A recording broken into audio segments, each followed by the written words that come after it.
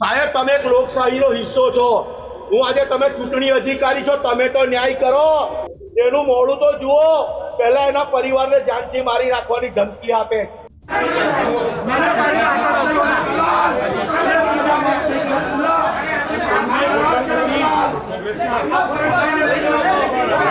સમાજ માફ નહીં કરે ને આવનાર પેઢીઓ તમને માફ નહીં કરે।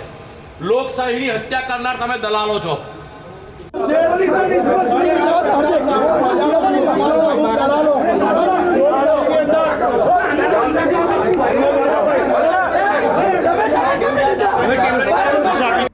નમસ્કાર મિત્રો, કોંગ્રેસની જે વાતનો ડર હતો એ જ વાત કદાચ વડોદરામાંથી સામે આવી રહી છે। કોંગ્રેસના અમુક ઉમેદવારોએ હમણાં જ ફોર્મ પાછા ખેંચી લેવાની માહિતી સામે આવી રહી છે। મામલતદાર કચેરી અંગેથી આ માહિતી કોંગ્રેસ સુધી પહોંચી છે ને કોંગ્રેસના આગેવાનો બહોળી સંખ્યામાં મામલતદારની ઓફિસે પહોંચ્યા છે, મામલતદાર કચેરીએ પહોંચ્યા છે ને હોબાળો મચાવી દીધો છે। આમ જોવા જઈએ તો કોંગ્રેસ છે સીધા જ આક્ષેપ ભારતીય જનતા પાર્ટી પર લગાડી રહી છે અને એવું કહી રહ્યા છે કે ભારતીય જનતા પાર્ટી અમારા ઉમેદવારોને ડરાવી રહી છે, ધમકાવી રહી છે અને ક્યાંક ખરીદવાનો પ્રયત્ન કરી રહી છે। અમુક ઉમેદવારો છે એને ફોર્મ પાછા ખેંચ્યા છે તો અમુક ઉમેદવારો છે એનો સંપર્ક કોંગ્રેસ નથી સાધી શકતી, એટલે જ કોંગ્રેસના ઉમેદવારો પાછા ફોર્મ ખેંચી રહ્યા છે। સાથે જ કોંગ્રેસના આગેવાનોમાં પણ ખૂબ રોષ જોવા મળી રહ્યો છે। વડોદરા શહેરના કોંગ્રેસના પ્રમુખ છે એ પણ ખૂબ રોષમાં જોવા મળી રહ્યા છે અને એમને પણ સીધા આક્ષેપ કર્યા છે કે ભારતીય જનતા પાર્ટીના નેતાઓ કે ભારતીય જનતા પાર્ટી છે એ ગુંડાગર્દી કરી રહી છે અને સાથે જ અમારા ઉમેદવારોને ફોર્મ પાછા ખેંચાવડાવવાનો પ્રયત્ન કરવામાં આવી રહ્યો છે।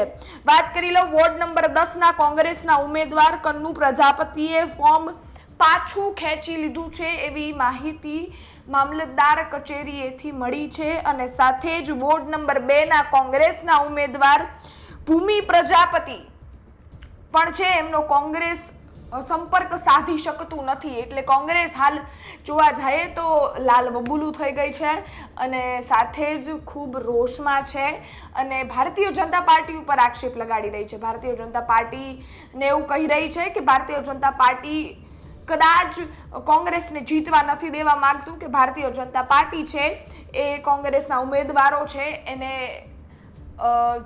હજી લડાઈ યુદ્ધ સુધી જવા જ નથી દેવા માંગી રહ્યું, આવી વાત અહીંયા થઈ રહી છે ને સાથે જ કોંગ્રેસના ઉમેદવારો મોટી સંખ્યામાં ત્યાં પહોંચ્યા છે। ઘર્ષણ જેવી પરિસ્થિતિ પણ કદાચ જોવા મળે એવી શક્યતાઓ હતી, ધક્કા મુક્કી સુધી વાત પહોંચી ગઈ હતી ને સાથે જ પોલીસને પણ ત્યાં વચ્ચે પડવું પડ્યું હતું, બધાને છૂટા પડાવવા પડ્યા હતા અને તેમજ ખૂબ જોવા જઈએ તો આક્રોશમય માહોલ ત્યાં બની ચૂક્યો હતો।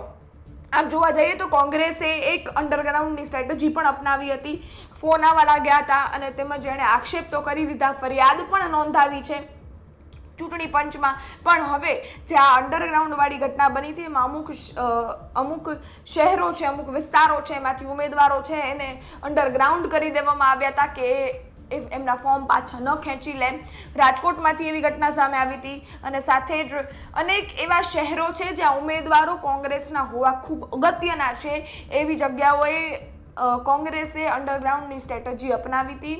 એવા ઉમેદવારોને એક ખાનગી રિસોર્ટ, એક એવી જગ્યા જ્યાં તેમનો સંપર્ક કોઈ જ ન સાધી શકે એવી જગ્યાઓએ લઈ જવામાં આવ્યા હતા અને હવે વડોદરા કોંગ્રેસને ખૂબ મોટો ડેન્ટ પડ્યો છે અને સાથે જ આ માર જેમને પડ્યો છે બે ઉમેદવારો, કદાચ એક ઉમેદવારોએ તો ફોર્મ પાછું ખેંચ્યું જ છે, સાથે જ બીજાનો સંપર્ક સાધવામાં નથી આવી રહ્યો, એટલે બે વોર્ડમાં ફરીથી કોંગ્રેસને કદાચ માર પડી શકે છે। અનેક એવી જગ્યાઓ છે જ્યાં ભારતીય જનતા પાર્ટી છે બિનહરીફ જીતી ગઈ છે, કોંગ્રેસને તેમના ઉમેદવારો ઊભા નથી કરી શકી અને જો એમાં આ પરિસ્થિતિ હોય કોંગ્રેસની તો કદાચ કોંગ્રેસને 2026ની સ્થાનિક સ્વરાજ્યની ચૂંટણી કઈ રીતે જશે, એના ઉમેદવારો કઈ રીતે આ સમગ્ર ઘટના જે સામે આવી રહી છે એ ફેસ કરશે અને કોંગ્રેસ આ સમગ્ર મામલો છે એને કઈ રીતે હેન્ડલ કરશે એ જોવું રહ્યું। તમારું શું માનવું છે આ માહિતીને લઈ કોમેન્ટ ચોક્કસથી કરજો અને હા,